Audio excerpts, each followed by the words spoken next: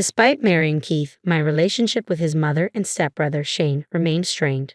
However, one day, through Shane, my mother-in-law invited me to join them on a trip to Hawaii. I saw it as an opportunity to bridge the gap between us.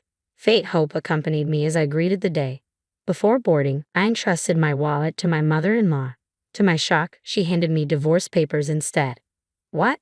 Why? I stammered. It's because you can't get along with Shane and me, right? She retorted coldly. Keith has been complaining about you a lot. He's had enough, added Shane, sneering at me. With that, my mother-in-law walked away towards the boarding gate, leaving me in disbelief and anger as I stared at Shane's handwriting on the divorce papers. Enjoy your time with your real family. The fake mom can just sleep outside, I managed to say with a smile, masking my hurt. I've been patient because of Keith's family, but I'm done now. They'll regret hurting me. I'm Macy, a 50-year-old florist who also decorates event venues and wedding halls with my flower arranging skills. Divorced 10 years ago due to infidelity, I had resigned myself to a life without marriage until I met Keith, an event planner, 3 years ago. We married after a year of dating. Unlike my ex-husband, Keith is sincere and dependable, though not one for small talk or forced smiles. As someone who lost both parents, he became incredibly important to me. Despite these happy days, Shane, Keith's son from a previous marriage, remained distant. I tried my best to connect with him, but it seemed futile. As the one responsible for cooking, I made efforts to understand Shane's preferences and find common ground. I bought CDs of his favorite band and practiced their songs for karaoke. I watched the dramas he mentioned and even participated in a lottery for his favorite streaming service, gifting him the prize. Yet none of it seemed to resonate with him. Stop trying so hard to win me over, Shane's words cut through me like a knife. I'm not trying to win you over. I just want us to get along, I pleaded, hoping for a breakthrough. Shane regarded me with a deep, dismissive gaze. I'm not interested in becoming family with you. Just leave me alone. What stung even more was Shane's friendly facade around Keith. I remembered how, even before we married, Shane had been amiable during our outings, leading me to believe we could bond as a family. I understood it wouldn't be easy for an adult child to accept me as his mother, but Shane's demeanor behind closed doors was another story. Hey, old lady, could you refill the fridge? Where are my socks? His tone fluctuated, sometimes calling me names depending on his mood. When will you learn to cook like mom did? It's irritating how you act like a mom when you can't even cook, he'd mock and criticize relentlessly. Eventually, I couldn't bear it any longer. Shane, if there's something I'm lacking, please tell me. I'll do my best to improve, I implored. His response was a twisted smile. Figure it out yourself. Don't you have a brain? Maybe that's why you got cheated on, because you're so dumb. His words struck me into silence. You're just after Dad's money, aren't you? He should have picked someone younger and prettier. He jabbed at my appearance, leaving me speechless. It's still a mystery to me why Keith, someone with such charisma even in our work circle, asked me out. I thought back. One day, overhearing Shane and his friend, I learned Shane had dropped out of college and was adrift. Shane had asked me for $5,000 for a training program, and I had lent it to him. But when I brought it up later, he glared at me with disdain. Huh? Did I say that? You haven't even told Dad you dropped out of college, have you? Better come clean, he warned sharply. Shut up. Just remember what'll happen if you tell Dad. Shane's threat hung between us. I wondered if he intended to talk to Keith himself. It seemed clear that it would be better for Shane to explain directly rather than me informing Keith. After some deliberation, I decided to keep Shane's college situation from Keith. I desperately wanted to discuss Shane's cold demeanor with Keith, but he worked late almost every night, and I didn't want to add to his burdens. Since our marriage, Shane had allied with my mother-in-law, who harbored a strong dislike for me. She would frequently drop by our home, a 30-minute drive away, to critique the cleanliness and the meals, often finding fault. One evening after work, I was taken aback to find her cooking dinner in our kitchen. Glancing into the trash, I saw the ingredients I had prepared earlier tossed away. She served beef and potato stew at the dining table, facing Shane with a satisfied smile. Shane tasted the stew, his face lighting up. Grandma's beef and potato stew is the best, isn't it? She beamed. Macy, why don't you learn to cook from Grandma? Maybe then you could manage to make decent meals. It's a shame Keith and Shane have to put up with such terrible food every day. Leaving your husband and son to fend for themselves while you work isn't what a good wife does. Keith's just too kind, letting you take advantage of him. If Grandma lived closer, I'd have dinner there every night. I struggled to comprehend her audacity, throwing out my food and criticizing me while enjoying a meal. I only worked part-time, returning home early evening to manage all the housework during the week to support Keith, who was always busy. The unfairness of her criticism weighed heavily on me. My mother-in-law was visibly displeased with my decision to work. Why on earth did Keith remarry someone like you? He must have been deceived. You're just after his money, aren't you? Heath is kind and stubborn. I advised him to marry a young lady from a prestigious family suitable for a company president, but he insisted on choosing his own partner, she lamented. After more than 2 hours of criticism, my mother-in-law finally left, leaving behind only Keith's portion of dinner. I reluctantly ate with the side dishes I had on hand. Shane looked down at me with pity in his eyes and smirked. Grandma really despises you, doesn't she? It seems so. Instead of just trying to please Dad, why don't you make an effort to get along with your mother-in-law? I was astonished by his audacity after causing so much trouble. Still, I reasoned that as long as my mother-in-law lived separately, it was manageable. The real challenge lay in Shane's open hostility. That night, feeling despondent about our prospects of ever getting along, I sat quietly with Shane for dinner as Keith worked late as usual. While cleaning up afterward, Shane unexpectedly started a conversation. Hey, Grandma invited me to go to Hawaii. She suggested we all go together. I was taken aback. Ha! Are you talking to me? Yeah. Do you want to come? Yeah. She says going on trips can change how you see people. Maybe you and I could get along better. That's what Grandma thinks anyway, Shane continued, his face tinged with embarrassment. My mother-in-law chairs a group of family-run companies, so she's not retired yet. I'm happy she invited me on the trip, but more importantly, I'm glad to see her and Shane making an effort to get closer to me. So, keep the third week of next month free, okay? I asked Shane. Got it. I'll take the time off. That evening, when Keith returned from work, I shared the news. His voice dropped in disappointment. I've got a business trip overseas that week. Should I decline the invitation then? No, go ahead. If I can swing by Hawaii on my way back, we might grab a meal together. That would be nice, but you've been really busy lately. Are you getting enough rest? Keith voiced his concern with a gentle smile. I'm fine, thank you. Keith knew my mother-in-law's feelings towards me weren't positive. Her inviting me on the trip was surprising. She can be stubborn with a sharp tongue, but maybe she really wants to connect with Macy. Normally, you wouldn't invite someone you dislike on a trip. With that in mind, I decided I would make an effort to bond with my mother-in-law and Shane in Hawaii. Hopefully, we could turn our strained relationship into something we could laugh about later, bridging the gap between us. The day of the Hawaii trip arrived. Shane and I accompanied Keith to the airport. After seeing Keith off on his direct flight to Los Angeles, Shane and I waited in the lobby until my mother-in-law arrived, pulling her suitcase. I thanked her for inviting me on the trip, and she smiled brightly. Hey, Macy, to avoid any trouble, how about letting me hold onto your wallet in case you lose it? Ha! I'll cover our expenses when we shop in Hawaii, so you won't need to worry about that. Here's Shane's too. Alright. Shane handed his wallet to his mother-in-law, and I took out my long wallet from my bag, handing it to her as well. She opened it, nodded approvingly, and said, You've brought your credit cards and cash. Good, I'll take care of it. As she placed my wallet in her bag, I noticed a knowing glance exchanged between my mother-in-law and Shane, followed by a smirk. A sense of unease crept over me as I observed their expressions. Oh, Keith asked me to give this to you. Could you open it now? My mother-in-law handed me an envelope, leaving me baffled. As I took out the contents, a sense of suffocation gripped me. A divorce notice? Why? I managed to utter, my voice trembling. My mother-in-law grinned triumphantly. You just can't seem to get along with Shane and me. Keith has been complaining about you to me a lot. I've heard it too. He's completely fed up with you, Shane added with a sneer. I felt as though the ground was slipping away beneath me. So, you're no longer needed. Goodbye.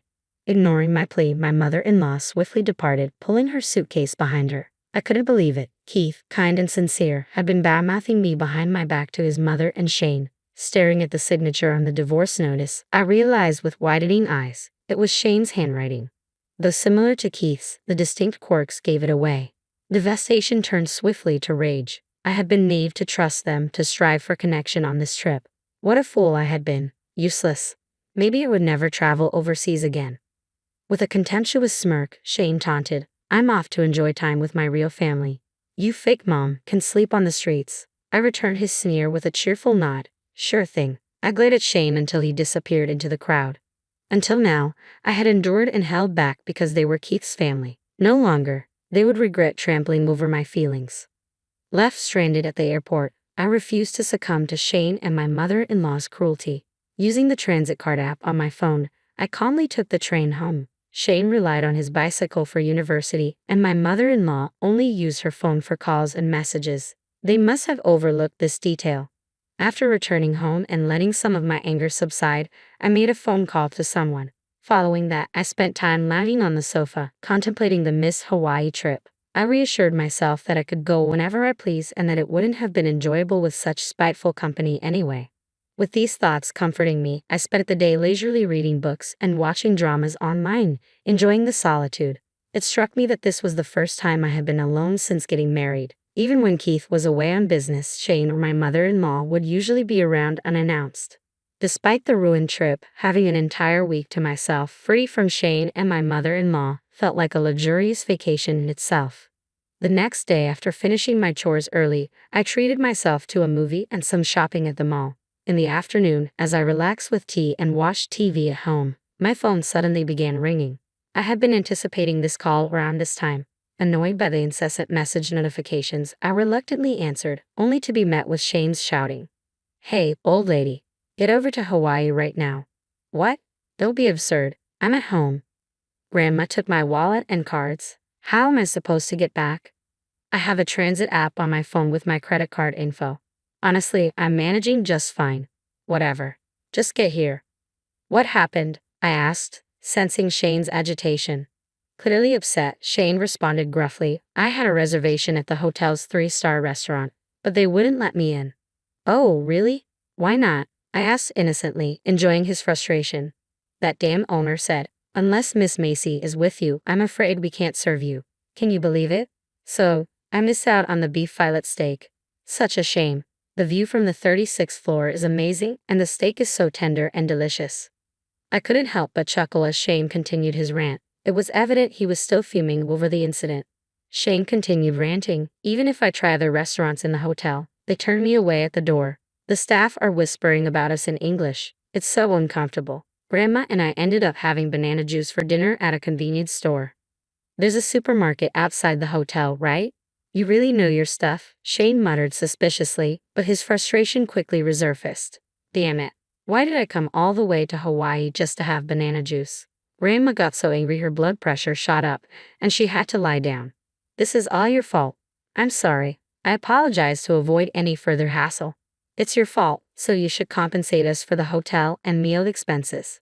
We had a terrible experience because of you, so you should pay." I couldn't help but laugh at the absurdity of the situation. "Okay, fine. Wait, really?" "Yes, but first, you need to repay the $5,000 I lent you, and make sure you do it before I file for divorce." Well, even after adding the hotel and meal expenses, there will still be change left over. Shane fell silent suddenly. He must have been planning to default on his debt to me amidst the divorce chaos. Not that I had any intention of divorcing in the first place. After a brief silence, Shane spat resentfully, "Just give that $5,000 to your stepchild as a gift." Such a stingy woman.